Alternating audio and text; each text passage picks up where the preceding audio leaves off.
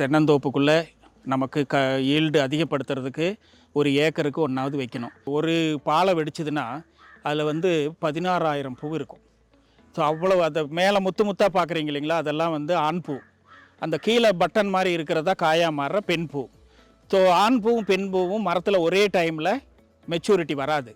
அப்போ தேன் பூச்சி தான் ஒரு மரத்தில் இருந்து மகரந்தத்தை எடுத்துகிட்டு போய் இன்னொரு மரத்தில் இருக்கிற பெண் பூ மேலே வைக்குது.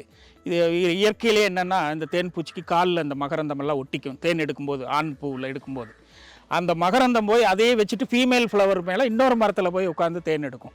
அப்போ என்ன நடக்குதுன்னா, ஆண்லேருந்து மகரந்தத்தை கொண்டு போய் பெண்ணுக்கு சேர்த்து விடுது. அப்போ அந்த நாளையே தேன் பூச்சிக்கு உங்களுக்கு 15% உங்களுக்கு ஈல்டு இன்க்ரீஸ் ஆகும். கருவுறுதல் கண்டிப்பாக நடக்கும் தேன் பெட்டி வச்சுட்டா. ஸோ புகை இல்லாமல் பார்த்துட்டிங்கன்னா போதும். ரெண்டாவது, இங்கேயே தேன் இருக்கிறதுனால கல் எடுத்து யாரும் இது மேலே போடக்கூடாது.